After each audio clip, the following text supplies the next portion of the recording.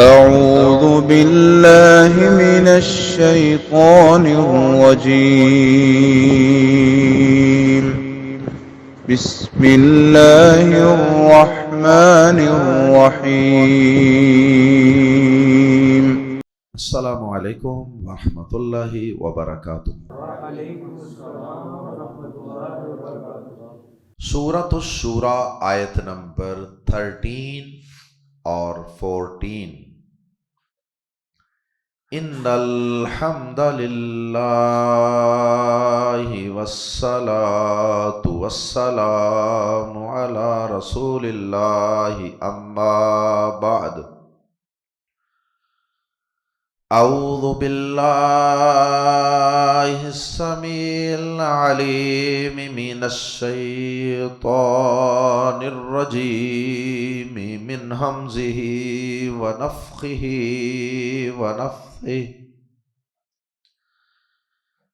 شرع لکم من الدین ما وصى به نوحا والذی اوحینا الیک وما وصینا به ابراہیم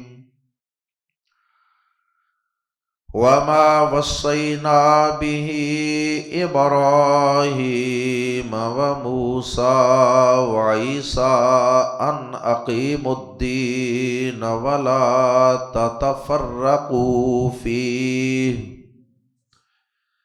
کبر علی المشرکین ما تدعوہم الیہ اللہ یجتبی الیہ من یشاء ویہدی الیہ من ینیب وما تفرقوا الا من بعد ما جاءهم العلم بغيا بينهم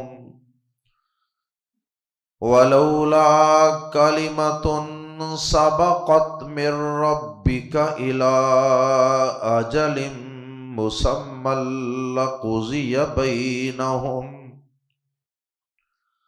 وإن الذين أورثوا الكتاب من بعدهم لفی شک منہ مریب۔ آیات زیر تفسیر میں کئی ایک انتہائی اہم موضوعات کا احاطہ کیا گیا ہے۔ سب سے پہلی بات جس کا آیات زیر تفسیر میں تذکرہ کیا گیا ہے وہ یہ ہے کہ اللہ رب العزت نے امت محمد صلی اللہ علیہ وسلم کو مخاطب کرتے ہوئے یہ بات بیان فرمائی، اور بات بیان تو بظاہر مسلمانوں سے فرمائی، یعنی خطاب تو بظاہر امت مسلمہ سے کیا، لیکن اصل میں یہ بات اللہ رب العزت سمجھانا ان لوگوں کو اور ان کافروں کو چاہتے ہیں جو نبی صلی اللہ علیہ وسلم پر ایمان نہیں لاتے تھے، نبی پاک صلی اللہ علیہ وسلم کے دین کو انوکھا خیال کرتے تھے۔ تو اللہ پاک نے انہیں یہ بات سمجھائی، امت مسلمہ کو خطاب کرتے ہوئے بات کیا سمجھائی؟ اللہ پاک نے یہ بات سمجھائی کہ اے مسلمانوں، میں نے تمہارے لیے دین کا وہی پرانا طریقہ ہی مقرر کیا ہے، تم پر کوئی نیا دین نازل نہیں کیا، وہی پرانا دین جس کا حکم میں نے اپنے پہلے پیغمبر حضرت نوح علیہ السلام کو دیا تھا،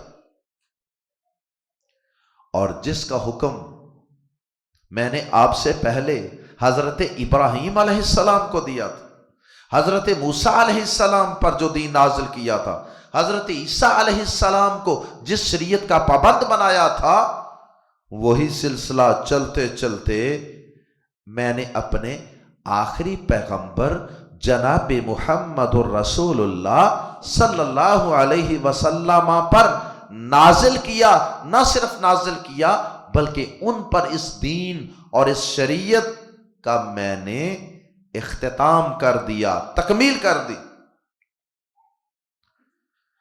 اور یہی مضمون اس سے قبل اسی سورہ مبارکہ کے آغاز میں بھی ہم پڑھ چکے ہیں۔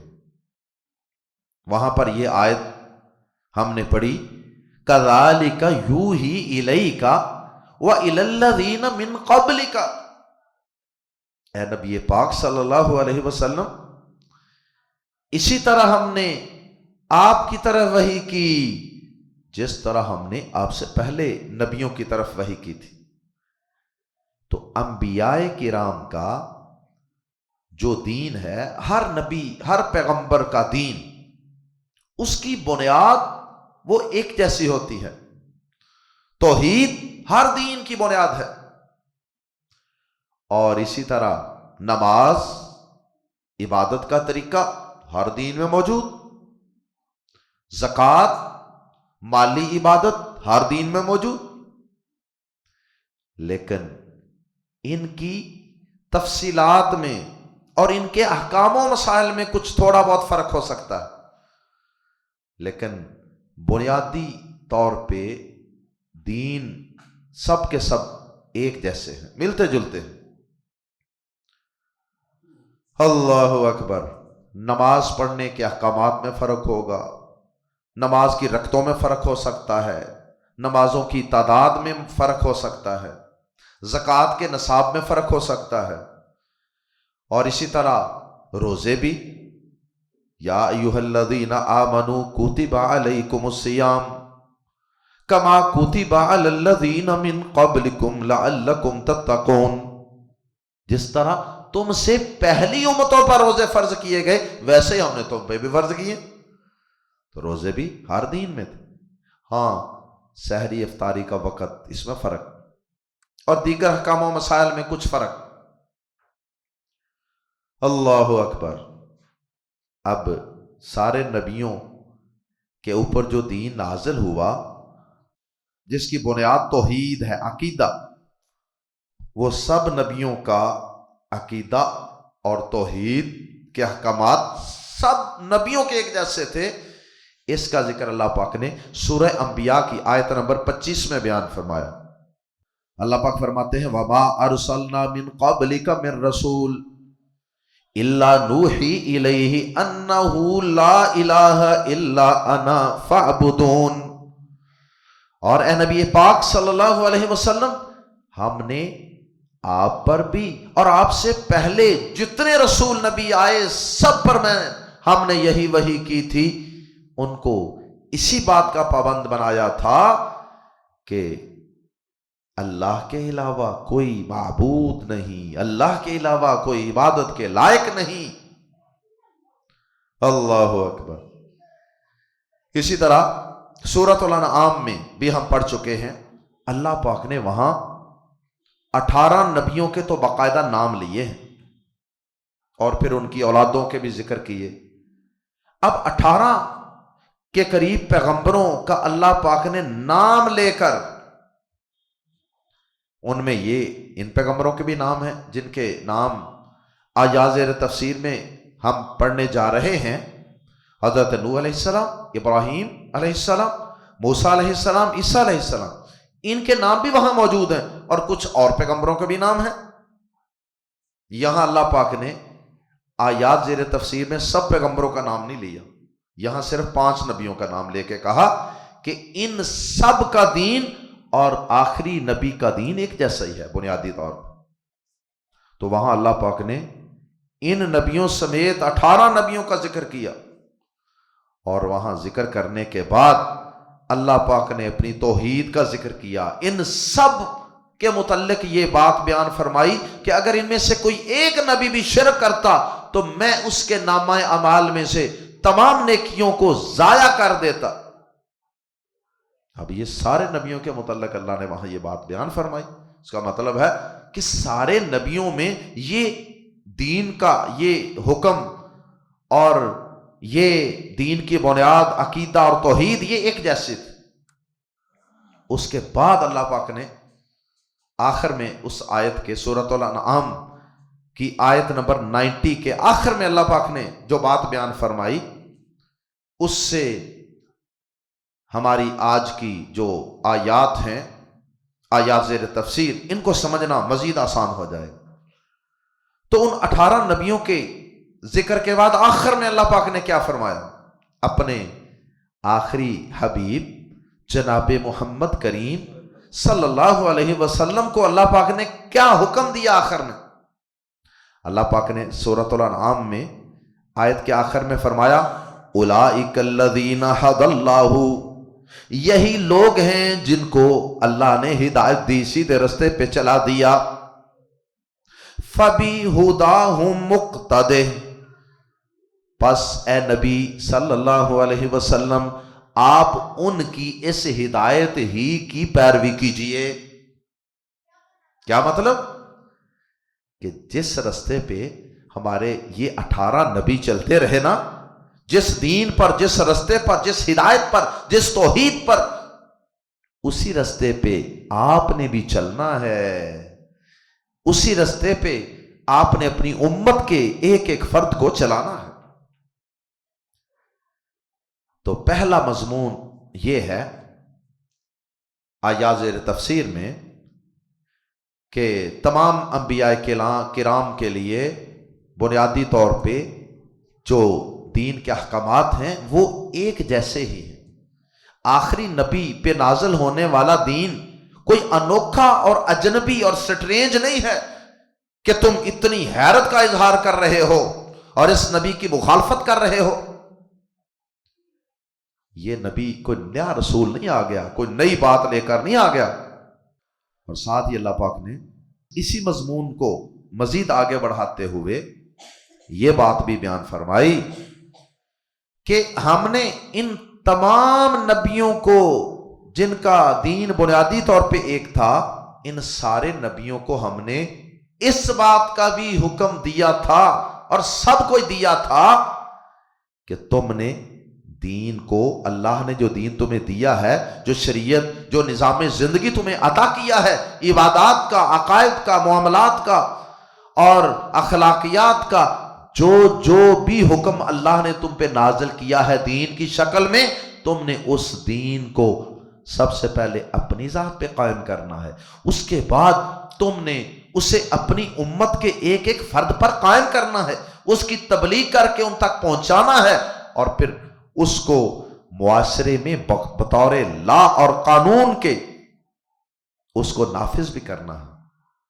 عدالتوں میں اور محکموں میں، مسجدوں میں، مدرسوں میں، گھروں میں، شادی کی جگہوں پہ، معاملات میں، کاروبار کی منڈیوں میں، بازاروں میں اور حکومت کے اقتداروں اور ایوانوں میں، ہر جگہ تم نے اس دین کو نافذ بھی کرنا ہے، بھلے سے تمہیں اس کے لیے جہاد کی تلوار ہی کیوں نہ اٹھانی پڑے۔ اللہ پاک نے فرمایا کہ یہ میں نے سارے نبیوں کو حکم دیا تھا کہ دین کو قائم کرنا ہے معاشرے میں، اور پھر ساتھ ہی ان سارے نبیوں کو یہ بھی حکم دیا تھا کہ تم نے اس دین سے جدا نہیں ہونا، اور اپنی امتوں کو بھی یہ سمجھانا ہے کہ اللہ کے دین کے ساتھ سب نے چمٹ جانا ہے، اپنی اپنی من مانیاں اس میں شامل کر کے، یا اپنے اپنے بزرگوں، اپنے اپنے قبیلوں، اپنی اپنی ذاتوں، اپنی اپنی زبانوں اور اپنے اپنے مسلکوں کے جھنڈے تم نے اٹھا کر اس دین کو ٹکڑے ٹکڑے نہیں کر دینا، سب نے اس دین کو مضبوطی سے تھام لینا ہے۔ وَاعْتَصِمُوا بِحَبْلِ اللَّهِ جَمِيعًا وَلَا تَفَرَّقُوا، یہ گویا کہ فرقہ بندی کی مخالفت اور فرقہ بندی کی ممانعت یہ سارے نبیوں کے دین میں موجود تھی۔ دین کو قائم کرنے کا حکم، اور پھر دین کو جدا نہ ہونے دینا، ٹکڑے ٹکڑے نہ ہونے دینا، فرقہ بندیوں میں تقسیم نہ ہونے دینا، یہ حکم سارے نبیوں کو ہی اللہ پاک نے دیا۔ شارع، شریعت اسی سے ہے، شارع اس نے مقرر کیا، لکم تمہارے لیے، من الدینی دین میں سے، یا دین کا وہی طریقہ، زندگی گزارنے کا وہی طریقہ. یہ لکم جو ہے نا، شرع لکم، کم سے مراد امت محمد صلی اللہ علیہ وسلم. شرع لکم من الدینی، اس نے تمہارے لیے دین کا وہی طریقہ مقرر کیا، ما جو یا جس کا، وصا اس نے تاکیدی حکم دیا تھا. وصیت کا معنی تاکیدی حکم دینا. بھی جس کا، نوحن نوح کو علیہ السلام، جس کا تاکیدی حکم اس نے نوح کو دیا تھا. والذی اور جس کی، اور وہی دین، والذی اور جو یا جس کی، اوحینا ہم نے وحی کی، الیکا آپ کی طرف، اور جس کی وحی ہم نے آپ کی طرف کی.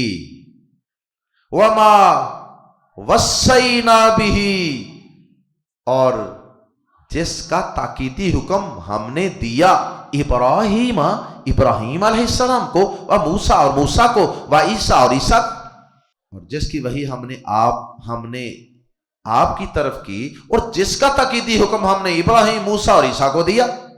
یہ سب وہی ہے جو نوح علیہ السلام کی طرف اتارا، جو آپ کی طرف اتارا، جو نبیوں کی طرف اتارا، سب وہی ہیں، ایک ہی ہے. ان اقیمو، اس دین کی دو باتیں بطور خاص یہاں بیان کر دی. ان کے اقیمو، وہ وہی کیا تھی، وہ دین کیا تھا، دین کا طریقہ جو مقرر کیا گیا. ان کے اقیم الدین، کہ اس دین کو قائم رکھو، اس دین کو قائم کرو. قائم کرنے کا مطلب میں نے عرض کیا پہلے نمبر پہ، اس پر خود عمل کیا جائے. نمبر 2، اس کی تبلیغ کی جائے، ہر ایک تک اس دین کو پہنچایا جائے، یہ بھی دین کو قائم کرنا ہے. تیسرے نمبر پہ، جو اس دین کو قبول کر لیں کلمہ پڑھ کے، ان پر اس کی امپلیمنٹیشن، کہ اب تمہیں نماز پڑھنی ہے، اب تمہیں شراب کو حرام سمجھنا ہے، یہ بھی دین کو قائم کرنا ہے. زندگی کے تمام شعبہ جات پہ دین کا جو قانون ہے وہ غالب ہونا چاہیے. یہ نہیں کہ دین صرف مسجد تک، مدرسے تک، مولوی تک محدود ہو جائے. نہیں، دین کو پوری سوسائٹی اور معاشرے پہ قائم کرنا. اللہ اکبر. اور ایک اس کا مطلب یہ بھی ہے کہ اس دین کو قائم کرنے میں، لوگوں تک پہنچانے میں، اگر کچھ فرعون صفت انسان رکاوٹ بنے، اور کمزور لوگوں کو ڈر ہو کہ اگر ہم نے یہ اسلام قبول کیا تو ہمارے صاحب، ہمارے بادشاہ، ہمارے حکمران، ہمارا فلاں وہ ہم سے ناراض ہو جائے گا، وہ ہم کو مار دے گا، تو اسلام کے ماننے والے آگے بڑھ کے اس ظالم کو رستے سے ہٹائیں گے جہاد کی تلوار کے ذریعے، تاکہ اسلام قبول کرنے کے لیے ماحول بالکل سازگار ہو جائے، نیوٹرل ہو جائے. جو چاہتا ہے اپنی مرضی سے وہ مسلمان ہو سکے. تو جہاد بھی اس کا ایک حصہ ہے دین کو قائم کرنے کا.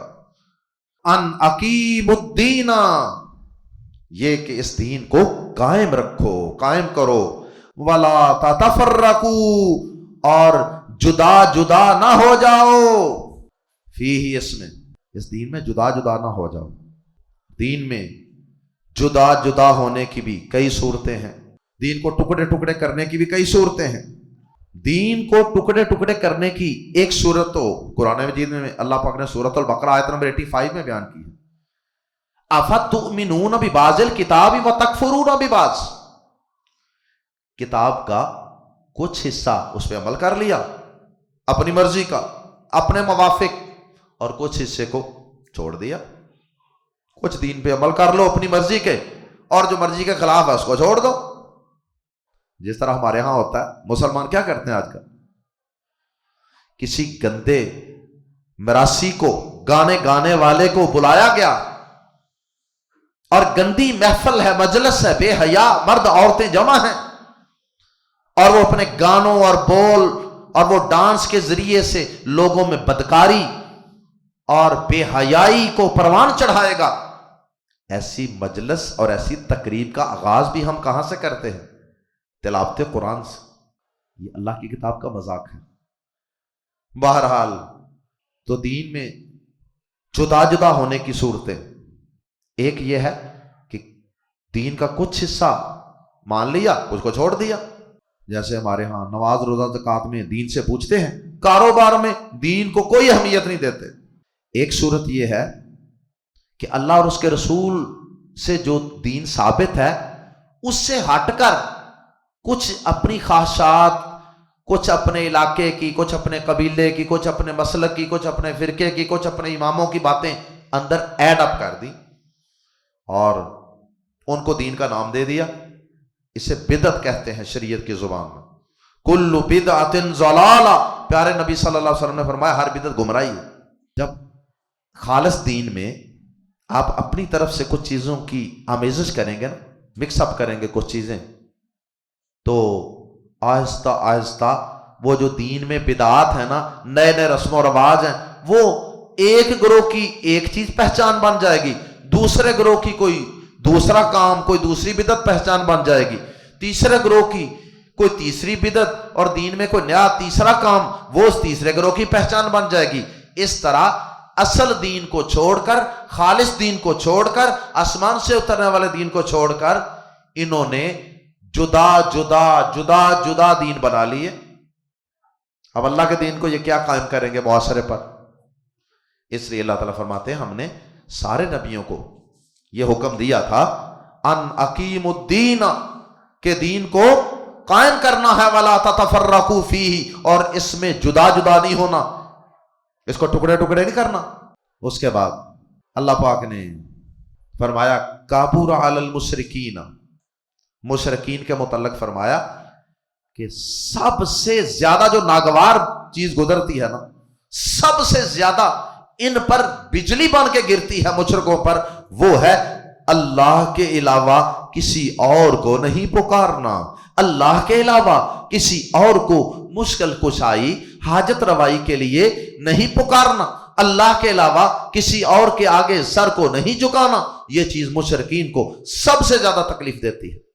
کابورا بہت بھاری ہے، بہت گراں گزرتا ہے، علی المشرکین، مشرکوں پر، وہ بات جو تدعوہم، تو بلاتا ہے انہیں، اے نبی پاک صلی اللہ علیہ وسلم آپ بلاتے ہیں انہیں، الیہ، جس کی طرف، وہ کیا ہے؟ توحید. یہ ان کو بات بڑی ہی تکلیف دیتی ہے. اللہ اکبر. اور اللہ تعالیٰ نے قرآن مجید میں ایک دوسرے مقام پہ فرمایا نا کہ جب اکیلے اللہ کا ذکر ہوتا نا، سورہ زمر آیت نمبر 45 میں وہ آیت ہے وَإِذَا ذُكِرَ اللَّهُ وَحْدَهُ اشْمَأَزَّتْ قُلُوبُ الَّذِينَ لَا يُؤْمِنُونَ بِالْآخِرَةِ.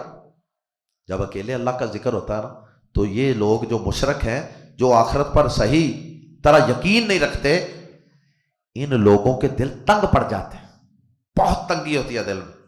تو توحید کے بیان کرنے سے جس پر بجلی گرے، جس کو تکلیف ہو، اسے سوچ لینا چاہیے کہ اس کا تعلق کس سے ہے، کس گروہ سے ہے. کابر علی المشرکین ما تدعوہم الیہ، مشرکوں پر وہ بات بہت بھاری ہے جس کی طرف آپ انہیں بلاتے ہیں. اللہ یجتبی، اللہ چن لیتا ہے، الیہ، اپنی طرف، من یشاء، جسے وہ چاہتا ہے، ویہدی الیہ، اور اپنی طرف ہدایت دیتا ہے، اپنی طرف راستہ دکھاتا ہے، من ینیب، جو خود رجوع کرے. اللہ تعالیٰ کی ہدایت دینے کا قانون کوئی اندھا قانون نہیں ہے کہ ایویں جس کو مرضی پکڑ کے اس کو ہدایت دے دی، اس کو دے دی، اور اس کو نہیں دی، اس کو نہیں دی. اللہ تعالیٰ کے ہدایت دینے اور نہ دینے کا باقاعدہ ایک منظم ضابطہ اور قانون ہے. اور اس میں سے ایک بڑی بات اللہ نے یہاں بیان کر دی، من ینیب، جس کے دل میں خود اللہ کی طرف آنے کی کچھ تھوڑی بہت چمک رمک ہوتی ہے نا، اللہ پھر اسے اپنی طرف ہدایت کے لیے، اپنے دین کے لیے، اپنی توحید کے لیے، اپنے اسلام کے لیے چن لیتا ہے. اللہ اکبر. اور اللہ پاک نے پھر چنا بھی تھا. اللہ پاک نے خالد بن ولید رضی اللہ تعالیٰ عنہ، پہلے اسلام کے خلاف جنگیں لڑتے رہے ساری زندگی، ان کے اندر اللہ نے خیر دیکھی، اللہ نے اسلام کی دولت سے مالا مال کر دیا. ابو سفیان کافروں کی طرف سے سرداری کرتے رہے، اللہ نے ہدایت دے دی، مسلمان بنا دیا. ان کے بیٹے کو بھی مسلمان بنا دیا. ابو جہل کا بیٹا اکرمہ، اللہ نے ہدایت دے دی. تو اللہ تعالیٰ جسے چاہتا ہے ہدایت دیتا ہے، چن لیتا ہے. وما، اور نہیں، تفرقو، وہ جدا جدا ہوئے. یہ کافر جو ہیں، مشرک جو ہیں، یہ جدا جدا نہیں ہوئے، فرقہ فرقہ نہیں ہوئے، الا مگر من بعد ما، اس کے بعد کہ جاءہم، آ گیا ان کے پاس، العلم، علم، دلیل، وحی. یہ نہ سمجھنا کہ یہ فرقہ بندیوں میں پڑھنے والے لوگ جو ہوتے ہیں ان کو علم نہیں ہوتا. اللہ کی طرف سے ساری ہدایت موجود ہوتی ہے. علم آنے کے بعد ڈٹ جاتے ہیں، نہیں جی یہ میرا مسلک، میرا فرقہ، میرے امام، میرے بزرگ، میرے ابا جی، میرے دادا جی، میرا معاشرہ. قرآن واضح پیش کرو، واضح احادیث پیش کرو. اگرچہ یہ ذکر پہلی امتوں کا ہے، لیکن نبی صلی اللہ علیہ وسلم نے یہ بھی تو فرمایا تھا نا کہ پہلی امتیں 72 گروہوں میں بٹ گئی اور آخری امت 73 میں بٹے گی، جن میں سے ایک الجماع ہوگی، اور وہ ہوگی جو میرے اور صحابہ، ما انا علیہ و صحابی، جو میرے اور میرے ساتھیوں کے ابو بکر، عمر، عثمان، علی رضی اللہ تعالی عنہم کے رستے پر چلنے والے.